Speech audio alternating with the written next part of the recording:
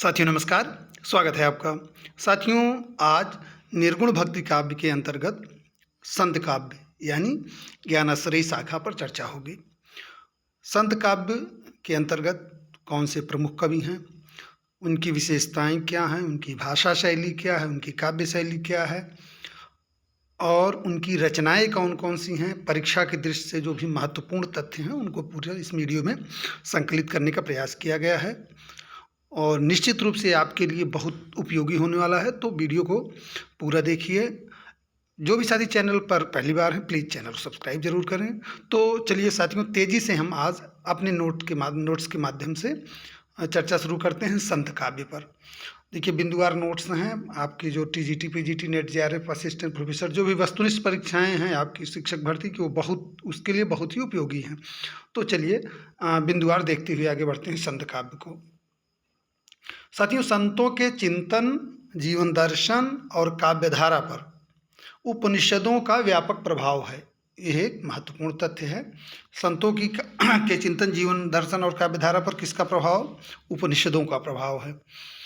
उपनिषदों के अनंतर यानी बाद में, उपनिषदों के बाद में संत काव्यधारा का और संत दर्शन का मुख्य आधार है शंकर का अद्वैत दर्शन, शंकराचार्य का अद्वैत दर्शन, जिसके अनुसार क्या है?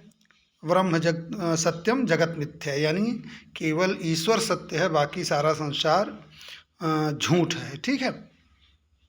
आचार्य शंकर और निर्गुण संत कवि दोनों इस विषय में एक मत हैं कि जीव विशुद्ध ब्रह्म तत्व है और जो भिन्नता की उपलब्धि होती है वह माया अथवा अविद्याजनित उपाधि है। ठीक है। निर्गुण संत कवि नाथपंथियों के शून्यवाद, गुरु की प्रतिष्ठा और सृष्टि का क्रम, आत्मा जीववाद के संबंध में उनकी मान्यताओं से भी प्रभावित रहे हैं। तंत्र न जानूं मंत्र न जानूं, जानूं सुंदर काया, ये कबीर की पंक्ति हैं। इस्लाम के प्रभाव और संपर्क के कारण संतों की विचारधारा एकेश्वरवाद से प्रभावित हुई, ऐसा माना जाता है। संत काव्य में दाम्पत्य प्रतीकों की उपलब्धि सूफी दर्शन के प्रभाव की परिणति है। ठीक है। चलिए आगे बढ़ते हैं। निर्गुण भक्ति शाखा के मुख्य संस्थापक रामानंद ने साधना एवं भक्ति के द्वार निम्न वर्गों के लिए भी खोल दिए। निर्गुण भक्ति के मूल तत्व जो हैं देखिए वो बिंदु में हैं। पहला है नाम जप। नाम जप साधना का आधार है। फिर दूसरा बिंदु है मानसिक शक्ति। फिर प्रेम के माध्यम से कर्मकांडों की अनपेक्षित दुरूहताओं को दूर करना। अगला बिंदु है मानव को ऐसे विश्वव्यापी धर्म के सूत्रों में निबद्ध करना जहाँ जाति, वर्ग और वर्ण संबंधी भेद न हो, और सहज साधना। ठीक है। हरि रस पिया जानी, जे कबहू न जाए खुमार, मैं मनता घूमत फिरे नाही तन की सार। ये कबीरदास जी का पद है। अब संत साहित्य की बात होगी। संत कवियों का लक्ष्य काव्य रचना नहीं था। बहुत महत्वपूर्ण बिंदु है, देखते चलिए इसको। संत कवियों का लक्ष्य काव्य रचना नहीं था, अपितु उनकी रचनाओं में जन जन के हित और उनके उद्बोधन की भावना सन्निहित है। संतों की भाषा सहज, सरल एवं अकृत्रिम है। संत कवि पर्यटनशील थे, अतः उनकी भाषा में विभिन्न प्रदेशों की बोलियों का सम्मिश्रण है। यह भाषा जनसाधारण तक भावों को तो पहुंचाती ही है, किंतु विविध भाषाओं की तथा बोलियों की मिलावट से यह साहित्यिकता से दूर जा पड़ती है, चूँकि पंचमेल हो जाती है। भ्रमणशील होने के कारण संत कवियों ने जहाँ जिस जगह पर रहे वहाँ की बोलियों के शब्दों को उन्होंने ग्रहण किया और उसे अपनी काव्य रचना में प्रयुक्त किया, जिसकी वजह से क्या होता है, यह थोड़ा सा साहित्यिकता से भटक जाती है। निर्गुण परंपरा में कबीर, दादू, मलूकदास आदि पूर्णतः अद्वैतवादी हैं, जबकि नानक भेदाभेदवादी हैं। ठीक है। कबीर आज के अनुसार परमात्मा तथा जीवात्मा पूर्ण रूपेण एक है, जबकि नानक का मत है कि परमात्मा में और आत्मा में छोटे बड़े का अंतर है। निर्गुण भक्ति धारा के प्रमुख कवि कौन कौन से हैं? निर्गुण संतों की परंपरा के बीज सिद्धों तथा नाथों की रचनाओं में मिलते हैं। आदिकाल में नामदेव ने भी इस दिशा में योग दिया था। अब बात करेंगे रामानंद की। रामानंद का जन्म समय देखिए 1368 ईस्वी और मृत्यु 1468 ईस्वी इसमें बताई गई है। इनका जन्म स्थान प्रयाग है। साथियों जान लीजिए, रामानंद जी से प्रश्न बनते हैं परीक्षा में, बहुत ध्यान से, तो यह महत्वपूर्ण बिंदु आपका हो गया। रामानंद जी का जन्म प्रयाग में हुआ था। भक्तमाल के अनुसार इनका जन्म स्थान है। भक्तमाल के अनुसार रामानंद जी का जन्म प्रयाग में 1368 ईस्वी में हुआ था। मृत्यु 1468 ईस्वी में हुई थी। इनका जन्म कानकुब्ज ब्राह्मण कुल में हुआ था। शिक्षा काशी में हुई थी। इनके दीक्षा गुरु राघवानंद थे। तो यहाँ एक तो जन्मस्थान, जन्मवर्ष और दीक्षा गुरु, ये महत्वपूर्ण आपका बिंदु हो गया। संत मत के प्रचार एवं प्रसार का श्रेय इन्हीं को है। नाभादास के मत से ये दसधा भक्ति के आगार थे। अब सिद्धांत पंचमात्रा, ये राघवानंद की रचना है इनके गुरु की, ये बहुत महत्वपूर्ण है। यह भी आपका एक महत्वपूर्ण बिंदु है, इसको नोट करते चलिए। इन्होंने यानी रामानंद ने रामावत संप्रदाय की स्थापना की थी। रामावत संप्रदाय परीक्षा में प्रश्न पूछा जा चुका है, ठीक है। अगले संत कवि की ओर बढ़ते हैं। कबीरदास। कबीर चरित्र बोध के अनुसार कबीर का आविर्भाव काल 1455 विक्रमी है। कबीर सिकंदर लोदी के समकालीन थे। उसने कबीर पर अनेकों प्रकार से अत्याचार किए। ये कबीर परिचय में मिलता है, अनंतदास द्वारा जो रचित है। गुरु प्रसादी जयदेव नामा, भगत के प्रेमी इन्हीं है जाना, ये कबीर की लाइनें हैं। भक्तमाल के टीकाकार प्रियदास के अनुसार देहावसान मगहर में 1492 ईस्वी में हुआ था। कबीर रामानंद के शिष्य थे, ऐसा भक्तमाल में वर्णन है। कबीर रामानंद के शिष्य थे, महत्वपूर्ण बिंदु। दविस्तान के लेखक मोहसिन फानी और पैसाची भाषा की कृति प्रसंग पारिजात के लेखक चेतन दास के अनुसार कबीर के गुरु रामानंद थे। पत्नी लोई, पुत्र पुत्री कमाल कमाली। खोज, रिपोर्टों, पुस्तकालयों, संदर्भ ग्रंथों के अनुसार कबीर की 63 रचनाएं हैं। अगाध मंगल, अनुराग सार, अमर मूल, अक्षरखंड की रामायणी, अक्षर भेद की रामायणी, उग्र गीता, कबीर की वाणी, कबीर गोरख की गोष्ठी, कबीर की साखी, बीजक, ब्रह्म निरूपण, मोहम्मद बोध, रेखता, विचारमाला, विवेकसार, शब्दावली, हंस मुक्तावली, ज्ञान सागर आदि। सतगुरु को अंग, चेतावनी को अंग, माया को अंग, ठीक है। कबीर की रचनाओं में सांकेतिक प्रतीक, पारिभाषिक प्रतीक, संख्यामूलक प्रतीक, रूपात्मक प्रतीक तथा प्रतीकात्मक उलटवासियों के सुंदर उदाहरण मिलते हैं। भक्ति विमुख जो धर्मतहि अधर्म करि गायो, जोग जग व्रतदान भजन बिनु तुच्छ दिखायो, हिंदू तुरक प्रमाण रमैनी शब्दी साखी, पक्षपात नहीं बचन सबह के हित की भाखी, आरूढ़ दशा है जगत पर मुख की देखी, नाहिन भनी कबीर कानि राखी नहीं, वर्णाश्रम सठ दर्शनी। ये अंतिम पंक्ति देखिए जो अंडरलाइन की है, कबीर कानि राखी नहीं वर्णाश्रम सठ दर्शनी, ये परीक्षा में पूछा जाता है। ये नाभादास द्वारा रचित भक्तमाल जो है उसमें संकलित पद है, ठीक है। अब आगे बात करेंगे हम रैदास की। रैदास का जन्म काशी में हुआ था। इनका जन्मकाल विवादित है। प्रसिद्ध है कि वह मीराबाई के गुरु थे। इस स्थिति में इनका जन्म 1530 ईस्वी के पूर्व होना चाहिए। इनकी पत्नी का नाम लोना था। इनकी भाषा सरल व्यवहारिक ब्रज है, जिसमें अवधी, राजस्थानी, खड़ी बोली, उर्दू एवं फारसी के शब्दों का भी प्रयोग है। ये सिकंदर लोदी के निमंत्रण पर दिल्ली भी गए थे।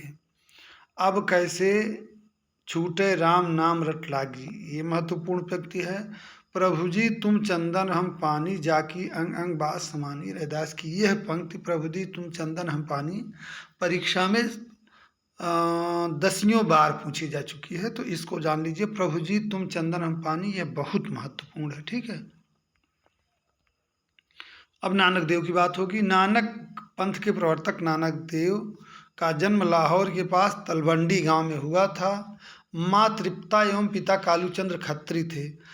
नानक देव जी की माँ का क्या नाम था, यह प्रश्न परीक्षा में पूछा जा चुका है, तो इनके माता पिता का नाम भी जानना महत्वपूर्ण है। तृप्ता देवी, कालूचंद खत्री। इनके दो पुत्र थे, श्रीचंद और लक्ष्मीचंद। श्रीचंद ने उदासी संप्रदाय का प्रवर्तन किया। उदासी संप्रदाय के प्रवर्तक कौन थे? श्रीचंद। यह प्रश्न पूछा जा चुका है परीक्षा में, 4-6 बार पूछा जा चुका है, बहुत महत्वपूर्ण तथ्य है। नानक पंथ की स्थापना राजनीतिक परिस्थितियों के फलस्वरूप हुई, किंतु उसका स्वरूप धार्मिक तत्वों से अनुरंजित है।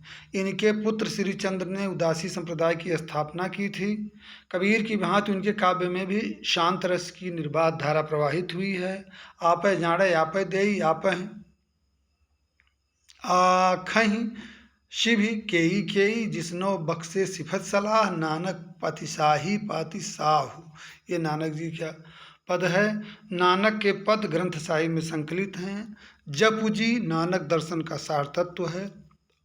आशा दीवार, रहिरास तथा सोहिला उनकी प्रसिद्ध रचनाएं हैं। ये तीनों परीक्षा के दृष्टि से बहुत महत्वपूर्ण हैं। भाषा के 3 रूप हैं, हिंदी, फारसी, पंजाबी तथा हिंदी फारसी पंजाबी, ठीक है, तथा पंजाबी। नसीहतनामा में खड़ी बोली का रूप व्यक्त है। इनका अधिकांश साहित्य पंजाबी में है। इन्होंने ब्रज भाषा के शब्दों का भी प्रयोग किया है। अब अगले संत कवि की बात होगी, जम्भनाथ।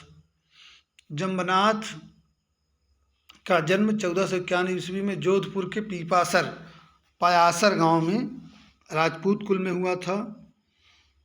गगन हमारा बाजा बाजे, मतर फल हाथी, संशय का बल गुरुमुख तोड़ा, 5 पुरुष मेरे साथी, जुगत हमारी छत्र सिंहासन, महाशक्ति में बांसे, जम्भनाथ वह पुरुष विलक्षण, जिम मंदिर रचा आकाशे। जनश्रुति है कि इन्होंने 34 वर्ष तक एक भी शब्द उच्चरित नहीं किया था। अब अगला तथ्य बहुत महत्वपूर्ण। जम्भनाथ ने विष्णुई संप्रदाय की स्थापना की थी। जम्भनाथ ने किस संप्रदाय की स्थापना की थी? विष्णुई संप्रदाय। विष्णुई संप्रदाय परीक्षा में बहुत बार पूछा गया प्रश्न है। इनके शिष्य हावली पावजी, लोहा पागल, दत्तनाथ तथा मालदेव। इनका समाधि स्थल संभराथल, ये भी परीक्षा के दृष्टि से महत्वपूर्ण। इनका जम्भनाथ का समाधि स्थल संभराथल के नाम से विख्यात है। हरिदास निरंजनी। संत हरिदास निरंजनी संप्रदाय के कवि थे, जिसका मूल स्रोत नाथ पंथ है। साधना के क्षेत्र में इस संप्रदाय को नाथ पंथ एवं संत मत की मध्यवर्ती कड़ी कहा जाता है। किसको? निरंजनी संप्रदाय को। दादूपंथी राघवदास ने अपने भक्तमाल में लिखा है कि इसके प्रवर्तक जगन थे। यह भी कहा जाता है कि उसके प्रवर्तक हरिदास निरंजनी थे, ठीक है। इनके शिष्य नारायण दास, हरिराम, रूपादास, शीतलदास, लक्ष्मणदास एवं गंगादास थे। श्री हरि पुरुष की वाणी में ये लिखा है। मारवाड़ में हरिदास के नाम पर कई मठ और गद्दियाँ हैं। इस संप्रदाय का प्रमुख मठ डीडवाड़ा में है। अब देखिए रचनाएं इनकी। अष्टपदी जोग ग्रंथ, ब्रह्म स्तुति, हंस प्रबोध ग्रंथ, निरख मूल पंथ, पूजा जोग ग्रंथ, समाधि जोग ग्रंथ, संग्राम जोग ग्रंथ। इनमें निर्गुण ब्रह्म के अलौकिक तत्व पर बल दिया गया है। ये ग्रंथ किसके हैं? हरिदास निरंजनी के। गुणग्राही गोविंद गुण पावा, भज भज राम परम पद पावा। अगला नाम साथियों सींगा। अगले संत का भी है सींगा। इनका जन्म मध्य भारत की रियासत बड़वानी के खजूर गांव में हुआ था। इनके आध्यात्मिक गुरु मनरंगीर थे। इनके द्वारा रचित पदों की संख्या 800 बताई जाती है, किंतु वह संप्रति उपलब्ध नहीं है। इनकी भाषा निमाड़ी है। सींगा की भाषा निमाड़ी है। जल बीच कमल, कमल बीच कलियाँ, जहाँ वासुदेव अविनाशी, घर में गंगा घर में जमुना, नहीं द्वारका काशी, घर वस्तु बाहर क्यों ढूंढे, बन बन फिरा उदासी, कहें जन सिंगा सुनो भाई साधु, अमरपुर के वासी। संप्रति इनके काव्य का एक छोटा संग्रह संत सिंगा जी के नाम से उपलब्ध है। लालदास की बात होगी। लालदास का जन्म अलवर के धौली धूप गांव में एक मुसलमान परिवार में हुआ था। इन्होंने लाल पंथ की स्थापना की थी। इनकी रचनाएं लालदास की चेतावनी में संकलित हैं। ये जन्म से मुसलमान थे, किंतु जीवन शैली और रहन सहन हिंदुओं जैसा था। लाल जी भगत भीख न मांगिए, मांगत आए शरम, घर घर टाड़त दुख है, क्या बात से क्या हरम। लाल जी साधु ऐसा चाहिए, धन कमा कर खाए, हृदय हर की चाकरी, पर घर कभू न जाए। ठीक है। दादू दयाल बहुत महत्वपूर्ण, इनसे परीक्षाओं में प्रश्न बहुत बनते हैं। शुक्ल जी एवं डॉक्टर परशुराम चतुर्वेदी के अनुसार इनका जन्म 1544 ईस्वी में अहमदाबाद में हुआ था। डॉक्टर राम कुमार वर्मा इनका जन्म 1601 ईस्वी मानते हैं। दादू के शिष्य रज्जब का मत है धुनि गर्भे उत्पन्नो दादू एगेंद्रा महामुनि। दादू छितमोहन सेन ने इनका नाम माना है। दादू के गुरु वृद्ध भगवान थे। जन गोपाल ने जन लीला पर्ची में इस मत का समर्थन किया है। ठीक है। दादू का सत्संग स्थल अलख दरीबा नाम से प्रसिद्ध है। ये बहुत महत्वपूर्ण है साथियों। अलख दरीबा किसके सत्संग स्थल है या किसका सत्संग स्थल है? अलख दरीबा किसके सत्संग स्थल के नाम से फेमस है? तो ये आप जान लीजिए, परीक्षा की दृष्टि से महत्वपूर्ण तत्व है। अलख दरीबा ये दादू का सत्संग स्थल है। राघव दास ने अपने भक्तमाल में इनके 52 शिष्यों का उल्लेख किया है। दादू दयाल इनका नाम परशुराम चतुर्वेदी मानते हैं। उन्होंने 20 सहस्त्र पदों और साखियों की रचना की थी, जिनमें अब उपलब्ध बहुत कम हैं। पोथी अपना प्यों करी हरिजस माह लेख, पंडित अपना प्राण करी दादू कथों अलेख। असत मिलई अंतर पड़ई, भाव भगत रस जाय, साध मिले सुख उपजई, आनंद अंग नवाय। अब अगले कवि हैं मलूक दास। मलूक दास का जन्म अकबर के शासनकाल में हुआ था। इनके पिता सुंदरदास खत्री थे। इन्होंने सुखसागर में अपने गुरु के रूप में पुरुषोत्तम का स्मरण किया है। मलूक दास की रचनाएं हैं ज्ञान बोध, रतन खान, भक्त वत्थावली, भक्ति विवेक, ज्ञान परोछ, 12 खड़ी, राम अवतार लीला, ब्रजलीला, ध्रुवचरित, विभव विभूति, सुखसागर, सबद तथा स्फुट पद हैं। इनकी रचनाओं में ज्ञानबोध सर्वाधिक महत्वपूर्ण है। ज्ञानबोध परीक्षा में पूछा भी जा चुका है। मलूक दास ने अवधी और ब्रजभाषा में काव्य रचना की है। ज्ञानबोध, रतन कान, ज्ञान परोच आज की रचना अवधी भाषा में हुई है तथा कृष्ण चरित्र से संबंधित ग्रंथों की रचना ब्रजभाषा में हुई है। ठीक है। बाबा लाल की बात होगी। छितमोहन सेन के अनुसार इनका जन्म मालवा में 1590 ईस्वी में एक खत्री परिवार में माना जाता है। बाबा लाली संप्रदाय के भक्त 1655 ईस्वी मानते हैं। जन्म स्थान पंजाब प्रांत का कुसपुर या कुसूर गांव मानते हैं। पिता भोलानाथ, माता कृष्णा देवी। बड़ौदा में इनका एक मठ है जिसे बाबा लाल का सैल कहते हैं। इस संप्रदाय का प्रमुख स्थान गुरदासपुर का श्री ध्यानपुर गांव है। बाबा लाल तथा दारा का वार्तालाप असरारे मार्फत में संकरहित है। नादिरुन निकात नामक ग्रंथ में इनके विचारों का संकलन है। इनकी विचारधारा पर वेदांत तथा सूफी मत का प्रभाव है।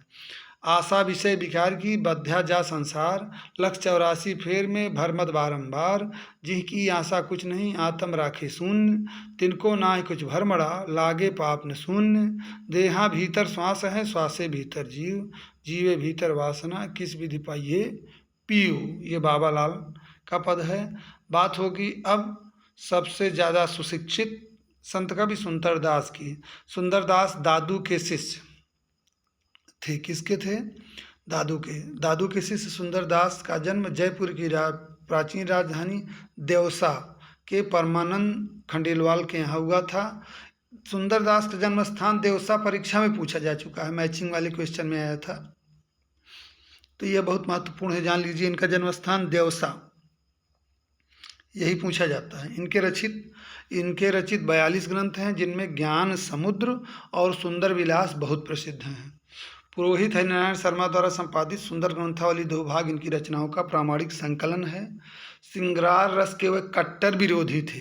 केशव की रसिक प्रिया, नंददास की रसमंजरी और सुंदर कविराय कृत सुंदर श्रृंगार की निंदा में उनका यह छंद देखिए। रसिक प्रिया रसमंजरी और श्रृंगार जान, चतुराई कर बहुत विधि, विखय बनाई आन लगत बिखैन को प्यारी, जागय मदन प्रचंड सराहें नख सिखनारी, ज्यों रोगी मिष्ठान पाई रोगहि विस्तार है, सुंदर यह गति हुई जुतो रसिक प्रिया धान। ठीक है। भक्ति जनित आनंद के बारे में उनका मत है यह अति गंभीर उठती लहरी आनंद की, मिष्टु सुयाको नीर सकल पदार्थ मध्य। सुंदरदास संत कवियों में सर्वाधिक शास्त्रज्ञ एवं पढ़े लिखे थे। सुंदरदास ने परिष्कृत भाषा का प्रयोग किया है। सुंदरदास संत कवियों में सर्वाधिक शास्त्रज्ञ एवं पढ़े लिखे थे। ये सीधा प्रश्न पूछा जाता था, सबसे ज़्यादा शिक्षित या सबसे ज़्यादा पढ़े लिखे संत कवि कौन थे? यह प्रश्न अभी जीडीसी असिस्टेंट प्रोफेसर परीक्षा में पूछा गया था, जो 2021 में हुई थी। ठीक है, तो ये एक महत्वपूर्ण तथ्य है। अंत संत कवि जो हैं उनके बारे में तेजी से देख लेते हैं। धर्मदास कबीर के शिष्य थे। बीजक का संकलन इन्होंने किया। इनकी रचनाएं धनी धर्मदास की वाणी में संकलित हैं। वर्णों में साहिब तुम्हारे चरना, संतन सुख लायक दायक प्रभु दुख हरना। अब रज्जब की बात होगी। रज्जब दादू के प्रमुख शिष्य थे। इन्होंने दादी की रचनाओं का संग्रह अंगवधू नामक शीर्षक से किया। रज्जब ने दादू की रचनाओं का संग्रह अंगवधू नामक शीर्षक से किया था। सब्बंगी में इन्होंने अपनी रचनाओं के साथ अन्य प्रमुख निर्गुण संत कवियों की वाणी का भी संकलन किया। इनकी रचनाएं रज्जब वाणी में संग्रहित हैं। बारी बुद्धि माहे उदय, सफरी सबल समान, ये प्रकार वाणी विविध, समझे साधु सुजान, निर्मल पीवे प्रेम रस, पल पल पोसे प्राण, जन रज्जब छाक्या रहे, साधु संत सुजान। बावरी साहिबा की बात होगी। बावरी साहिबा बावरी पंथ की प्रमुख संत तथा सम्राट अकबर की समसामयिक थी। बावरी रावरी का कहिए मनोहय के पतंग, भरे नित भावरी, भावरी जान ही संत जान, जिन्हें हरि रूप दिए दर सावरी, सांवरी सूरति मोहनी मूरति, दय कर ज्ञान अनंत लखावरी, सांवरी सोह तुहारी प्रभु, गति रावरी देखी भई मति बावरी। ये बावरी साहिबा का पद है। संत सदना ये 14वीं सदी में विद्यमान थे। इनका एक पद आदि ग्रंथ में मिलता है। संत बेनी ये 15वीं सदी के हैं। आदि ग्रंथ में इनके 3 पद मिलते हैं। संत पीपा रामानंद के शिष्य थे। ये खींची वंश के राजपूत थे। संत सेना रामानंद के शिष्य थे। आदि ग्रंथ में इनका 1 पद मिलता है। संत धन्ना के 4 पद आदि ग्रंथ में संकलित हैं। नानक के बाद सिख गुरु अंगद, अमरदास, रामदास तथा अर्जुन देव ने संत काव्य की रचना की है। गुरु अमरदास तथा रामदास की रचनाएं ग्रंथ साहिब में संकलित हैं। गुरु अर्जुन देव के 6000 पद ग्रंथ साहिब में संकलित हैं। गुरु अर्जुन देव बहुत महत्वपूर्ण है, इनको भी देख लीजिए। गुरु अर्जुन देव की रचनाएं सुखमणि, 52 अखरी तथा 12 मासा हैं। सुखमणि बहुत महत्वपूर्ण है, 52 अखरी भी ध्यान से देखिए। शेख फरीद के 4 पद आदि ग्रंथ में संकलित हैं। संत भीषण, इनको भीखन भी कहा जाता है। संत भीखन के 2 पद आदि ग्रंथ में मिलते हैं। इनका एक काव्यांश, हरि का नाम अमृत फल जल निर्मल, यूं औ खद जग सारा, गुरु प्रसाद कहे जन भीखन, पावहु मोख द्वारा। संत वीरभान उदयदास के शिष्य थे और साध संप्रदाय में दीक्षित थे। इनकी रचनाएं वाणी शीर्षक ग्रंथ में सब उपलब्ध हैं। शिव सिंह सेगन के अनुसार निपट निरंजन स्वामी तुलसीदास के समकालीन थे तथा इन्होंने शांत चर्चित तथा निरंजन संग्रह नामक ग्रंथों की रचना की थी। अब संत काव्य की सामान्य प्रवृत्तियां जो हैं इसके बारे में तेजी से बात कर लेते हैं। सामान्य शिक्षित जनता में सत्य का निरूपण करना, कथनी करनी में तारतम्य पर बल देना, नाम के माधुर्य को जनता तक पहुंचाना। संत कवि दरिया साहब का मत है, सकल कवित का अर्थ है सकल बात की बात, दरिया सुमिरन राम का कर लीजिए दिन रात। कबीर कहते हैं पंडित और मसालची दोनों सूझे नाहीं, औरन को करें चांदना आप अंधेरे माहें। शांत रस संतों के काव्य में रस की सबसे बड़ी विशेषता साधारणीकरण विद्यमान है इनके काव्य में। साखी सवैया गेय पदों की रचना इन्होंने की है। सुंदरदास ने सवैया में भी रचना की है। चौपाई कवित हंसपद का भी कहीं कहीं प्रयोग है। ठीक संत काव्य में संतों की भ्रमणशीलता के कारण विभिन्न प्रदेशों की बोलियों का रूप मिलता है। ठीक है साथियों, तो आज की वीडियो में तेजी से आपने संत काव्य के बारे में जाना।